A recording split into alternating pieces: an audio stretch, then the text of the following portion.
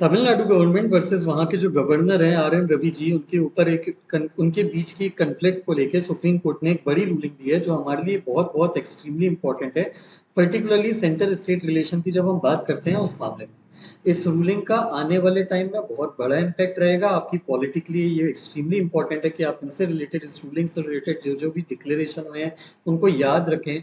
ये गवर्नर से रिलेटेड जो चैप्टर है और स्टेट गवर्नमेंट से रिलेटेड जो चैप्टर है, लेजिस्लेचर से रिलेटेड, वहाँ पे आपको ये बहुत ज़्यादा एक्सट्रीमली काम आने वाला है।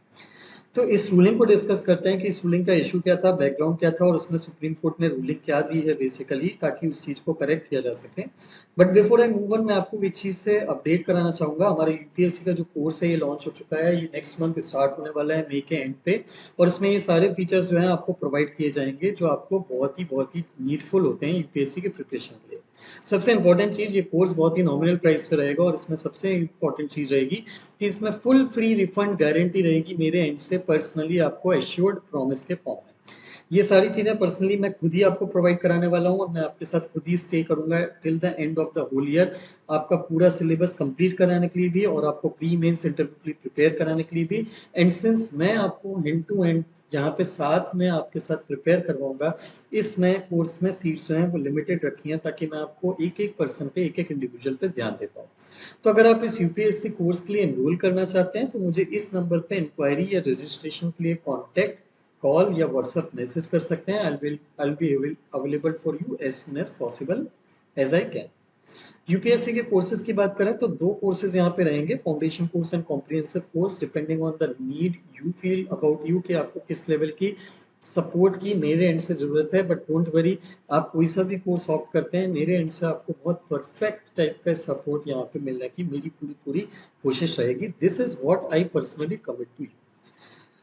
बात करते हैं उसके बाद प्लानर की। जैसे यहाँ पे हमारा एक पूरा सिस्टमेटिक प्लान भी हमने बनाया है कि जिसमें हम आपका कोर्स कब कैसे कितना कंप्लीट करेंगे वो भी आपको यहाँ पे पता रहेगा, so that you don't worry about your syllabus completion and you can plan your schedule accordingly. So once you join me, don't worry about how and when you are going to complete what. मेरी पूरी responsibility है कि आप सारी चीज़ें time पे complete हों और अच्छे से कंप्लीट हों। बात करते हैं इस रूलिंग की। सुप्रीम कोर्ट ने तमिलनाडु गवर्नर पे जो रूलिंग दी है इसकी बात करते हैं। तो इसमें, इस रूलिंग में सुप्रीम कोर्ट ने basically Tamil Nadu governor R N Ravi के जो डिसीजन थे, जिसमें उन्होंने तमिलनाडु गवर्नमेंट के स्टेट लेजिस्लेचर के 10 बिल को बहुत लंबे टाइम से पेंडिंग रख रखा था, उसमें उन्होंने गवर्नर के इस मूव को इलीगल और एरोनेस या एरर फिल्ड विथ एरर बोला है। तो यहाँ पे राइट साइड में आपको ये आर एन रवि जी दिख रहे हैं और लेफ्ट साइड में यहाँ पे तमिलनाडु गवर्नमेंट के सीएम है। ये डिसीजन जो है इनका आने वाले टाइम में एक बहुत बड़ा इंपॉर्टेंस रहेगा, पर्टिकुलरली उन स्टेट्स में जहाँ पे वो पार्टी रूल करती है स्टेट में जो ऑपोजिशन से बिलोंग करती है as compare to the central government. एक similar case already supreme court के पास पेंडिंग है जहाँ पे केरला गवर्नर को केरला की गवर्नमेंट ने क्वेश्चन दिया था, जिन्होंने कई सारे बिल्स जो हैं वो पेंडिंग करके रखे थे और उसके अगेंस्ट में केरला की गवर्नमेंट में सुप्रीम कोर्ट ने पिटीशन फाइल करी थी। अगर हम बात करें कॉन्स्टिट्यूशन की, तो कॉन्स्टिट्यूशन गवर्नर के रोल में गवर्नर के रोल के बारे में क्या बोलता है with in relation to the assent to the bills which has been passed by state legislature. तो यहाँ पे दो आर्टिकल है जो आपको सबसे ज्यादा इंपॉर्टेंट याद रखना है। एक है आर्टिकल 163 और दूसरा है आर्टिकल 200। आर्टिकल 163 जो है ये गवर्नर की डिस्क्रिशनरी पावर से डील करता है इन जनरल, इसका बिल से कोई लेना देना नहीं है। और आर्टिकल 200 जो है ये स्पेसिफिकली गवर्नर की बिल को एसेंट देने की पावर से डील करता है। तो ये दोनों ही चीजें हमको यहाँ पे डिस्कस करना है। स्टार्ट करते हैं सबसे पहले ये बिल की प्रोसीजर से रिलेटेड। जब भी कोई स्टेट का लेजिस्लेचर कोई बिल पास करता है और वो गवर्नर को देता है तो गवर्नर के पास चार ऑप्शन होते हैं। इनमें से तीन ऑप्शन आर्टिकल 200 के फर्स्ट प्रोविजन में लिखे हुए हैं, दैट इज वो बिल जो है उसको एसेंट दीजिए, या तो अप्रूव कर देता है गवर्नर, या फिर गवर्नर उस बिल को एसेंट देने से मना कर सकता है, मतलब रिजेक्ट कर सकता है, या फिर वो बिल जो है वो प्रेसिडेंट की कंसिडरेशन के लिए रिजर्व कर सकता है। मतलब अगर उनको लगता है कि वो बिल कोई नेशनल इंपॉर्टेंस के लिए मैटर करता है या सेंसिटिव मैटर पे है या सेंसिटिव इशू है उस बिल में, तो वो प्रेसिडेंट की कंसिडरेशन के लिए वो बिल रिजर्व कर सकता है। एक चौथा ऑप्शन भी होता है, ये आर्टिकल 200 के सेकंड प्रोविजन में लिखा हुआ है कि ये बिल वो स्टेट के लेजिस्लेचर को रिकंसिडर करने के लिए भी दे सकता है। मतलब अगर उसको लगता है कि इस बिल में कोई खामी है जिसके बारे में स्टेट लेजिस्लेचर को फिर से सोचना चाहिए, तो उस केस में वो स्टेट लेजिस्लेचर को बिल रिकंसिडरेशन के लिए दे सकता है।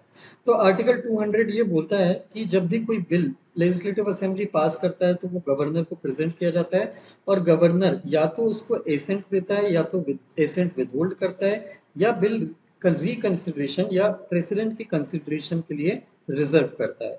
हालांकि इस आर्टिकल में एक की प्रोविजन है, अगर गवर्नर वो बिल स्टेट लेजिस्लेचर को वापस करना चाहता है तो उस केस में गवर्नर में as soon as possible return bills other than money bills, जिसमें वो मैसेज अटैच कर सकता है कि हाउस इसके किसी एक पार्ट या पूरे बिल को रिकंसिडर करे।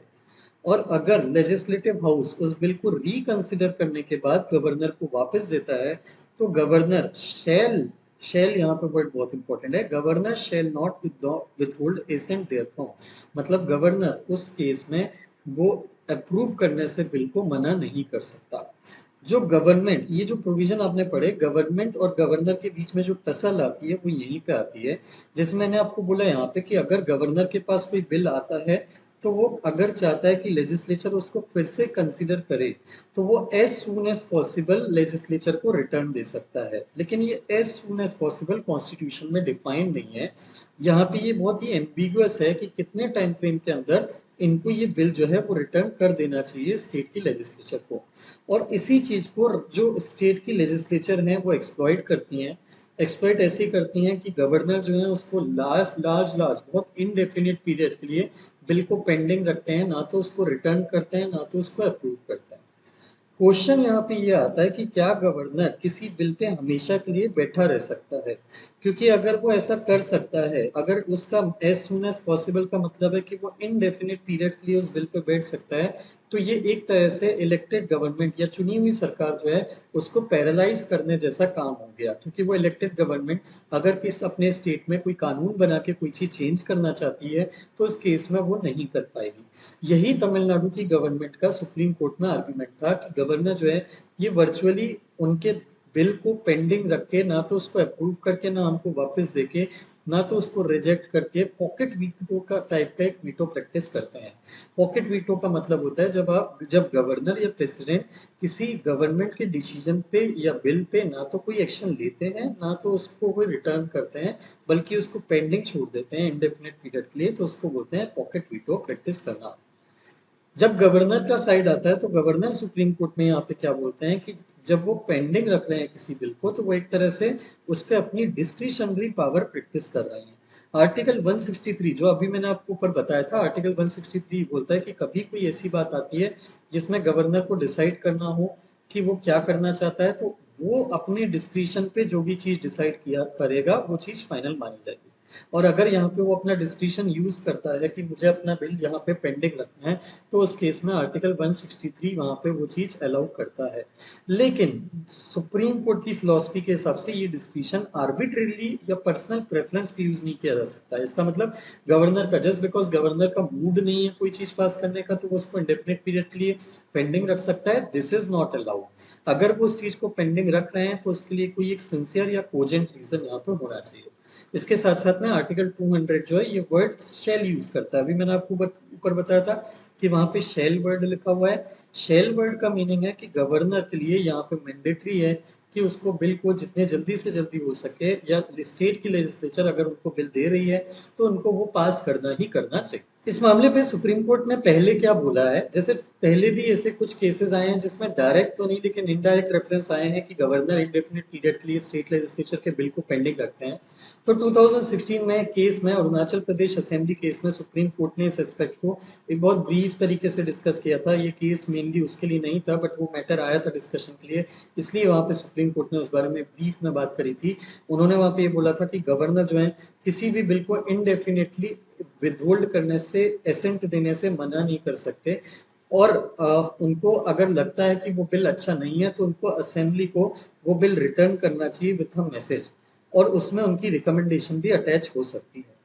इसके साथ-साथ एक और केस हुआ था 2023 में भी एक केस हुआ था state of Punjab versus principal secretary to the governor.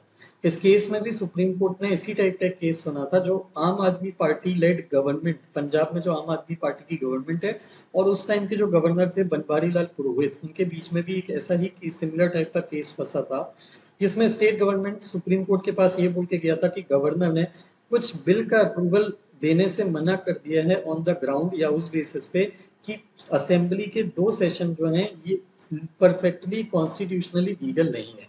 इस केस में सुप्रीम कोर्ट ने ये बोला था कि गवर्नर की रिस्पॉन्सिबिलिटी है कि वो ये देखें कि लेजिस्लेचर का काम सब कुछ अच्छे से चल रहा है।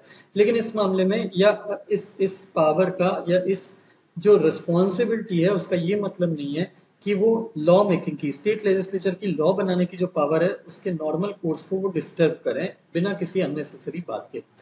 तो इसीलिए वहां पे उन्होंने ये बोला था कि अगर गवर्नर किसी एसेंट को देने से मना करते हैं आर्टिकल 200 के अंदर में तो उसके अंदर में लॉजिकल कोर्स ऑफ एक्शन ये रहेगा कि वो बिल को रेमिट करें रिकंसिडरेशन के लिए। अगर उनको लगता है कि बिल में कोई चीज़ अच्छी नहीं है, कोई चीज़ उनको पसंद नहीं आ रही है और अगर उस पर अप्रूवल नहीं देना चाहते तो भी उस केस में गवर्नमेंट को कोशिश करना चाहिए कि वो स्टेट लेजिस्लेचर को रिकंसिडरेशन के लिए बिल वापस दें।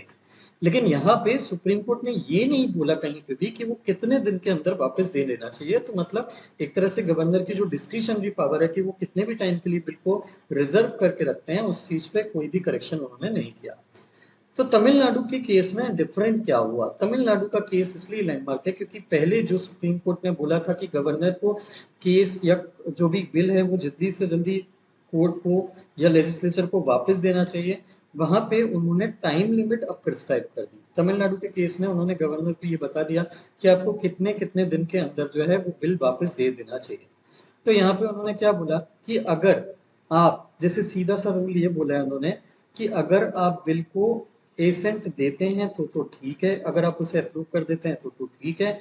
लेकिन अगर आप एसेंट नहीं देते हैं, अगर रिजेक्ट करना चाहते हैं बिल को या रिकंसिडरेशन के लिए देना चाहते हैं बिल को स्टेट लेजिस्लेचर की या फिर प्रेसिडेंट के लिए रिजर्व करना चाहते हैं बिल को, ये 3 कंडीशन अगर आप रखना चाहते हैं तो उस केस में आपके लिए 1 मंथ की टाइमलाइन रहेगी। ये सारी चीजें आपको 1 महीने के अंदर करनी पड़ेगी।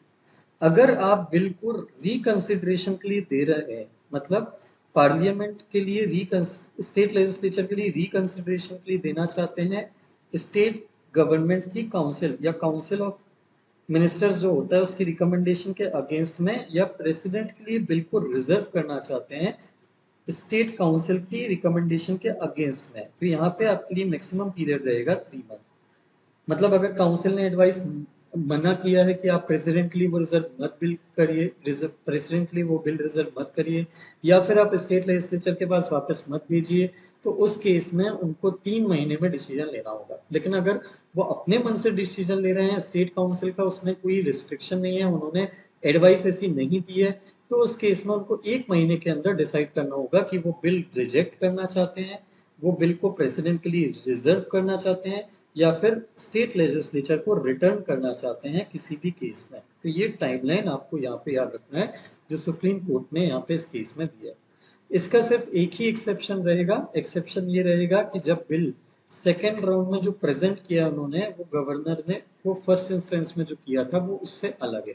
मान लीजिए वो बिल गवर्नर को एक बिल उन्होंने दिया फर्स्ट इंस्टेंस में और वो बिल उन्होंने रिटर्न कर दिया, तो रिटर्न करने के बाद अगर नॉर्मल केस में बिल आता है तो उनको हाँ बोलना ही पड़ता है। लेकिन अगर वो बिल उन्होंने बदल दिया तो उस केस में अगेन उनके पास 1 मंथ की टाइमलाइन रहेगी कि वो उसको दोबारा रिजर्वेशन कर सकते हैं प्रेसिडेंट के लिए या रिटर्न कर सकते हैं उस केस में फिर से सोचने के लिए। सो यहाँ पे सबसे बड़ा चेंज जो किया है वो ये किया है कि तमिलनाडु गवर्नर्स को अक्रॉस द कंट्री गवर्नर्स को अब ये टाइमलाइन दे दी गई है कि आपको इतनी ड्यूरेशन में बिल पास करना ही पड़ेगा। सेकंड, इस रूलिंग का एक और इम्पोर्टेंस है कि यहाँ पे कोर्ट ने आर्टिकल 142 ऑफ द कॉन्स्टिट्यूशन के अंदर में अपनी पावर का यूज करके जो 10 बिल्स जो बहुत टाइम से पेंडिंग पड़े होते तमिलनाडु के उनको अप्रूव मान लिया है। मतलब गवर्नर ने अभी साइन नहीं किया लेकिन इन बिल्स को उन्होंने बहुत लंबा टाइम गुजर जाने के कारण अप्रूवल ऑलरेडी मान लिया है। यहाँ पे कोर्ट ने अपनी जो पावर यूज करी है आर्टिकल 142 की वो ये पावर है, सुप्रीम कोर्ट को आर्टिकल 142 के अंदर में एक यूनिक पावर होती है कि वो 2 पार्टीज के बीच में कभी भी कंप्लीट जस्टिस करने की जरूरत हो तो वो कंप्लीट जस्टिस के लिए कोई भी स्टेप ले सकते हैं और उसी चीज को उन्होंने यहाँ पे अपनी पावर को यूज किया है। इस सिचुएशन में कोर्ट ने अपना एक ये जो डिस्प्यूट है उस डिस्प्यूट को एंड करा है। द कोर्ट इस सिचुएशन में आर्टिकल 142 के अंदर में अगर ऐसा कोई डिस्प्यूट है जो गवर्नमेंट को करना चाहिए था, उसके लिए कोई कानून होना चाहिए था जो उस चीज को सॉल्व करता है, और अगर वो सॉल्व नहीं हो रहा है तो उस केस में कोर्ट इस चीज को गवर्नमेंट की पावर अपने हाथ में लेके सॉल्व कर देता है। So this is what was decided and this is what is the significance of the case in the Tamil Nadu. जो दूसरे केसेस हैं अदर स्टेट्स में जो चल रहे हैं अब उनका क्या होगा 2023 की रूलिंग के हिसाब से और करंट रूलिंग के हिसाब से आने वाले केसेस जो हैं ये भी डिसाइड किए जाएंगे। जैसे केरला में जो प्ली चल रही है फिर उसकी वहाँ पे जो केसेस हैं वो पेंडिंग पड़े हैं, अब उनका भी डिसीजन होगा। और तेलंगाना में भी एक कंप्लेंट थी कि वहाँ के गवर्नर ने, पुराने गवर्नर ने 10 बिल्स को पास नहीं किया है, बहुत लंबे टाइम से पेंडिंग रखा था, तो उन केसेस या उन बिल्स का भी रिजोल्यूशन अब इस केस की रूलिंग के हिसाब से ही होगा। इसी पे एक मेंस का क्वेश्चन देखते हैं। Discuss the constitutional provision regarding the governor's power to assent the state legislature bill, examine the recent Supreme Court verdict on Tamil Nadu governors delay in granting assent and its implication for center state relation। तो यहाँ पे हमसे 3 चीजें पूछी गई हैं कि governor की बिल से, स्टेट लेजिस्लेचर के बिल को पास करने से रिलेटेड क्या क्या कॉन्स्टिट्यूशनल प्रोविजन है। दूसरा हमको डिस्कस करना है कि सुप्रीम कोर्ट की जो रिसेंट वर्डिक्ट है तमिलनाडु गवर्नर्स के रिलेटेड, उस वो रूलिंग का क्या इंपॉर्टेंस है और उसके इम्प्लीकेशंस क्या हैं सेंटर स्टेट रिलेशन के लिए। तो हमारे आंसर के हमेशा के तीन पार्ट रहेंगे। पहले इंट्रो में हम ये लिखेंगे कि गवर्नर का क्या इंपॉर्टेंस होता है और बिल मेकिंग से रिलेटेड कौन सा आर्टिकल होता है, जैसे कि आर्टिकल 200 जो हमने पढ़ा था जो कॉन्स्टिट्यूशन में गवर्नर के बिल पास करने की प्रोसीजर को रेगुलेट करता है। देन बॉडी पार्ट में हम आर्टिकल 200 को थोड़ा डिटेल में डिस्कस करेंगे कि आर्टिकल 200 के अंदर में कौन कौन से प्रोविजन गवर्नर को अवेलेबल है। और दूसरा आर्टिकल 163 का भी डिस्कस करेंगे जो गवर्नर की डिस्क्रिशनरी पावर को बताता है।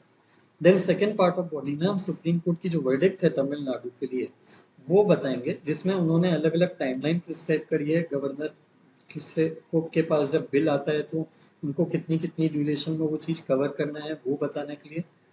इसके बाद हम बताएंगे इम्प्लीकेशंस में हम ये बताएंगे कि इस रूलिंग का इम्पोर्टेंस क्या है। तो पहली बात तो ये गवर्नर के रोल को ये बोलता है कि ये कम्प्लीटली डिस्क्रिशनरी नहीं है लेकिन कॉन्स्टिट्यूशन से गाइडेड रोल है।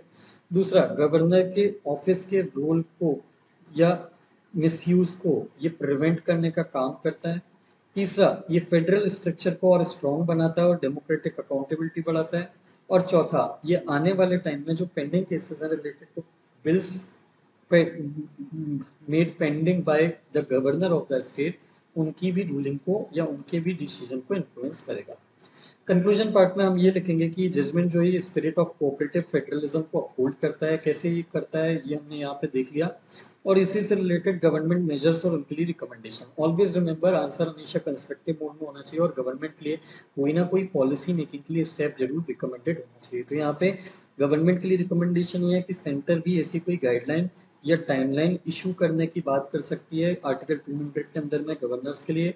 इसके साथ साथ में इंटर स्टेट काउंसिल, जो दो स्टेट्स और सेंटर के बीच के लिए कॉन्स्टिट्यूशनल एक काउंसिल होता है आर्टिकल 263 के अंदर में, ये इंटर स्टेट काउंसिल और पार्लियामेंट्री कमिटीज जो सेंटर स्टेट रिलेशन को रिव्यू करती हैं, ये गवर्नर के कंडक्ट को रिव्यू कर सकती हैं और एक यूनिफॉर्म टाइप की practices across the country suggest कर सकती हैं, जिससे ऑपोजिशन रूल्ड स्टेट्स में गवर्नर को लेकर कंफ्लिक्ट ना हो।